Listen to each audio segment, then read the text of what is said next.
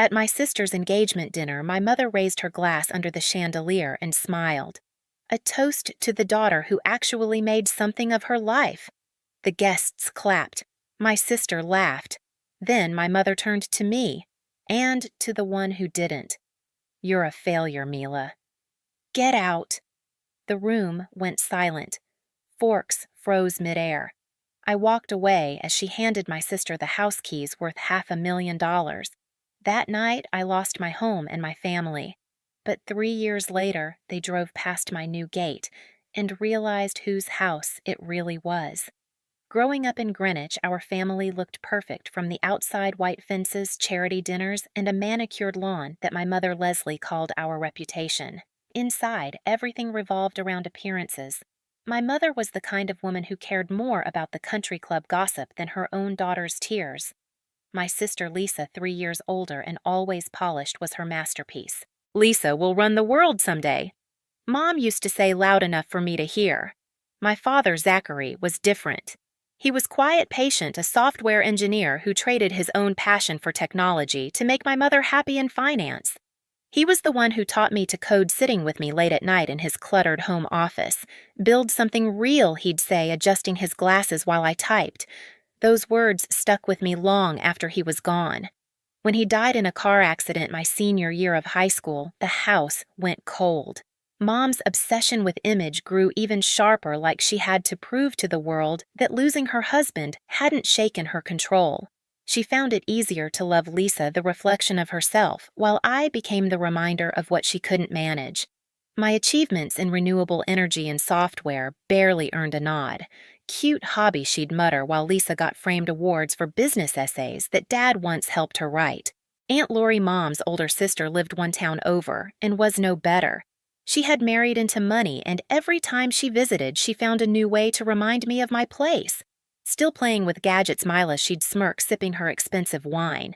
"Maybe one day you'll grow out of it." I learned to smile, to stay quiet, to disappear before their laughter hit too hard. For years, I believed silence kept the peace. But that night, Lisa's engagement dinner proved silence only protects the wrong people. I stood beside the table holding my glass while the chandelier above us flickered against the gold wallpaper. Mom lifted her glass and toasted Lisa as if she'd just crowned a queen. Then she turned to me and ended the sentence that would change everything into the one who didn't. When the laughter died, I walked out without a word. My mother handed Lisa the keys to the family home, the same place where Dad once showed me how to build my first solar tracking app. Watching her slip those keys into her purse was like watching them bury my father's belief in me all over again. That was the night I stopped being their quiet disappointment. I didn't know where I was going, but I knew it had to be somewhere far from them and far from the person they thought I was. The first night after that dinner, I slept in my car. The rain hit the windshield so hard it blurred the streetlights into white streaks. I remember gripping the steering wheel and whispering, "Don't cry." Crying felt like something my mother would expect. By morning, I drove to Brooklyn and signed a lease for the cheapest studio I could find. One room, one window, one radiator that hissed like it was alive. I unpacked everything I owned: a duffel bag of clothes, a cracked laptop, and a folder with my old coding projects. That was it. No family photos, no furniture, no trace of the life I'd just been cut from. For weeks, I lived on instant noodles and freelance work small website gigs that barely covered my bills. Every night, I'd scroll through photos of Lisa's engagement party splashed across social media. She looked radiant. My mother stood beside her, champagne in hand, the caption reading, "Proud Mom Moment." I didn't comment. I didn't post. I just worked. One afternoon, while writing code in a crowded coffee shop, I overheard two investors talking about a city grant for sustainable tech startups. Something clicked. I opened my laptop and began sketching the idea that had lived in my head since Dad's lessons years ago, a program that could reduce urban energy waste through adaptive solar systems. That's when Professor Melinda Jenkins, my old university mentor, reappeared in my life. She'd always believed in me back in college when no one else cared about renewable tech. I emailed her the prototype, half expecting silence. Instead, she replied within hours, "Come see me." This is promising. Her small lab at NYU became my second home.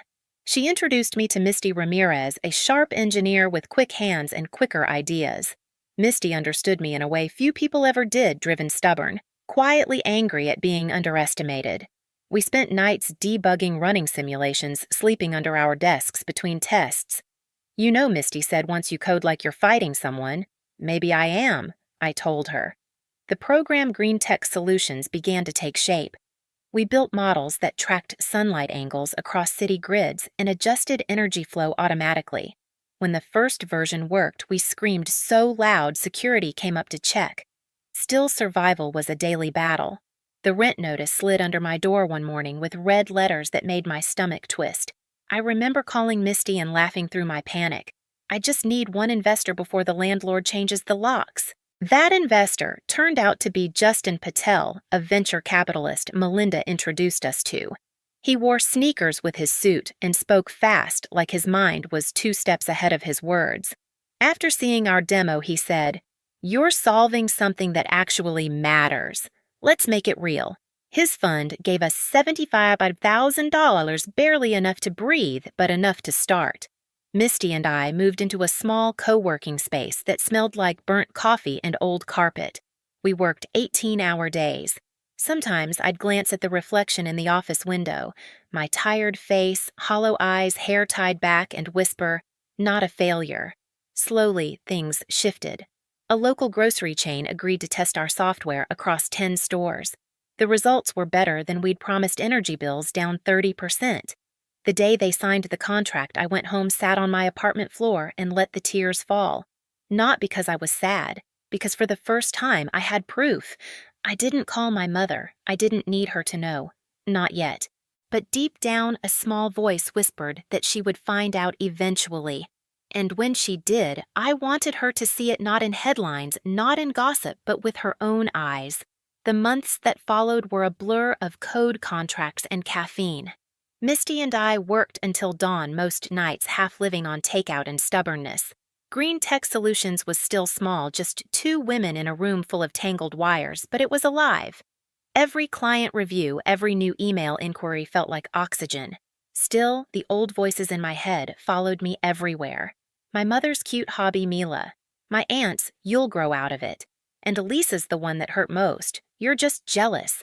Those echoes became my fuel. Every time exhaustion threatened to crush me, I'd hear them again and keep typing. We hit roadblocks, of course. Our first big contract almost collapsed when a major retailer delayed payments, and the rent on our co-working space nearly doubled overnight. Misty panicked. I didn't. I'd already lost everything once money didn't scare me anymore. What scared me was going back to who I was before silent, apologetic, invisible. One night, I stayed late alone, finishing code updates for a system audit. Outside the city hummed the low buzz of traffic, the rhythm of a world that didn't care whether I made it or not. I remember looking at the screen's reflection in the window and whispering, "Dad, I'm still building something real." That week, we landed a feature in a sustainability blog. It wasn't huge, but it caught the attention of a local tech reporter who wanted to visit our setup. When the article came out, it opened doors. Small businesses started calling. I hired 2 interns. We moved into a modest office with sunlight and a decent coffee machine. The milestones came faster after that. Partnerships grants new cities testing our product. Our name started appearing in newsletters that once ignored me, and yet I kept quiet. I didn't update family. I didn't post online. Success felt sacred, fragile, like a flame that would vanish if I bragged. Misty kept teasing me. "You know your mom's probably pretending she discovered you." I'd smile, "Let her. I don't need her story anymore." Then came the moment everything shifted. The grocery chain's national board invited us to present Green Tech at their headquarters. The room was full of executives in suits, each holding tablets with our data displayed. I walked in wearing the same minimalist white blouse I'd worn to Lisa's engagement dinner. It felt symbolic, like rewriting that night on my own terms.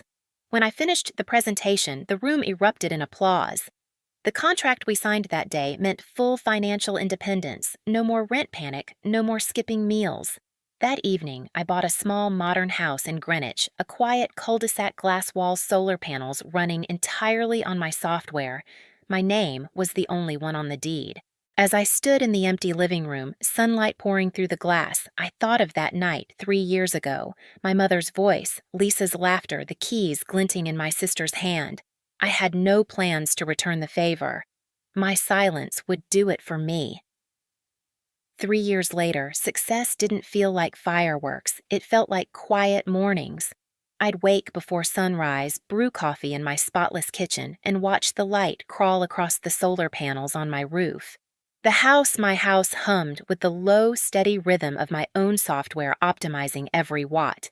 It wasn't just shelter, it was proof. Green Tech Solutions had grown beyond anything I imagined. We'd secured major contracts across New York, and New Jersey expanded our team to 20 engineers and were negotiating with city officials for large-scale implementation. Our clients saved millions. My face appeared in a few interviews, but I still kept my voice measured calm. People called me visionary. I called it survival. That October morning started like any other. The air was crisp sunlight cutting through red-gold leaves. I was on a call with Misty about a new energy audit when my phone buzzed again and again, unknown number, same area code as my mother's. I ignored it. When it rang a fourth time, I sighed and stepped outside. Through the glass gate, a black SUV slowed on the street engine purring. It wasn't until the window rolled down that I saw her Lisa. Perfect hair, perfect nails, perfect panic. Her eyes darted between me and the house like she couldn't make sense of it. I didn't move. She froze, staring at the discreet Green Tech Solutions plaque beside the driveway, the one with my name under it. Her hand shot to her phone. I could read her lips before I heard her voice. "Mom, this house is worth a fortune. Wait, this logo. It's hers. Mom, it's Mila's, my sister's." Her voice cracked into a half scream. Then she drove off tires, squealing down the street. Inside, I stood still for a long time, the coffee cooling in my hands. I'd always imagined the day they found out. I thought maybe I'd feel triumph vindication, something burning and loud. But what came instead was quiet relief, like finally setting down a weight I'd carried too long. An hour later, the intercom buzzed. A familiar voice followed. "Mila, it's Mom." I almost didn't answer, but curiosity, cruel and calm, made me press the button. She stood there in her tailored coat makeup, too heavy hair sprayed into place like she'd rehearsed this visit in a mirror. Time had carved new lines around her mouth, but her eyes were the same calculating first, soft second. When I opened the door, her perfume hit me before her words did. "Mila," she said quietly, "you've done well." I didn't reply. She looked past me into the foyer, scanning the minimalist furniture, the warm lights, the wall of windows. Everything she used to worship in other people's houses. "I didn't realize how far you'd come," she continued. "Lisa called, and I had to see it for myself." I leaned on the doorframe. "You've seen it now." Her lips trembled slightly. "I was wrong, Mila. About so many things." I almost laughed. The same woman who once kicked me out now spoke like a guest. I remembered her voice at that dinner, sharp, proud, cruel. "You're a failure, Mila. Get out." "I don't need an apology," I said softly. "I just need peace." She hesitated. "I want us to be a family again." I met her eyes. We were never one. Her composure cracked then.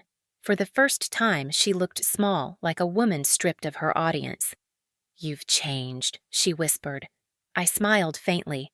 "No, I just stopped asking for permission."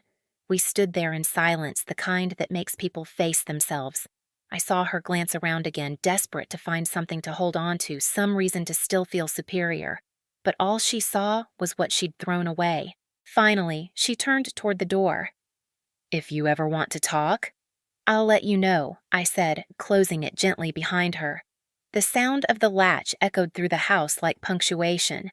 I walked back to my office where the sunlight spilled across the desk and glinted off a photo I kept beside my laptop, Dad and me laughing over tangled wires and coffee cups. His handwriting still marked the back billed something real. I smiled, whispering I did. That night, my phone buzzed again. "Pamela, my old college friend." "You won't believe this," she said between laughs.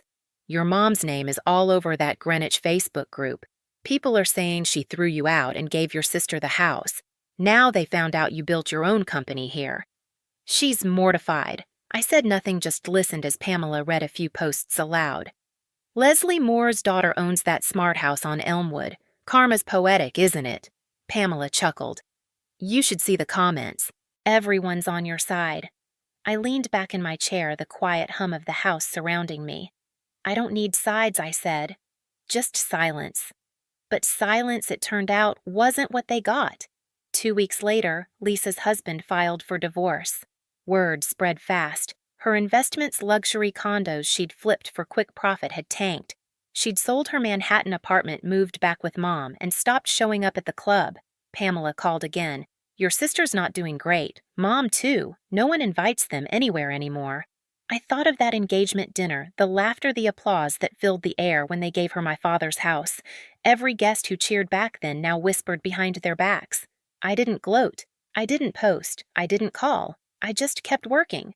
Green Tech was expanding into new states, our software integrating with smart grids across the Northeast. Misty ran operations now. Justin handled investors. My days were long but peaceful. Nights were quiet, filled with the soft rhythm of the solar system shifting to night mode. Sometimes when I stood on the rooftop, I could see the faint glow of the old neighborhood lights, my mother's street, the house that used to be ours.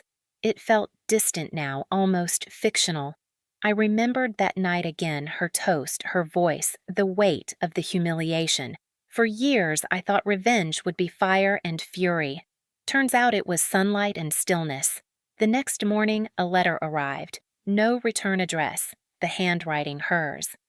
I opened it slowly. Mila, it began, I see now what I destroyed.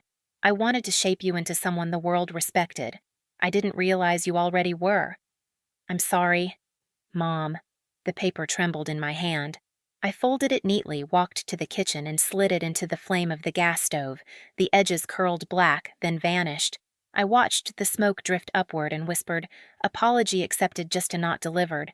Outside, the house's automated blinds adjusted with the sun. Light flooded the room again, warm and forgiving. For the first time in years, I felt free not from them, but from needing them. Word travels fast in towns like Greenwich. Within a month, my mother's name, once whispered with admiration, became gossip. The same women who clinked glasses with her at galas now turned their heads at the country club.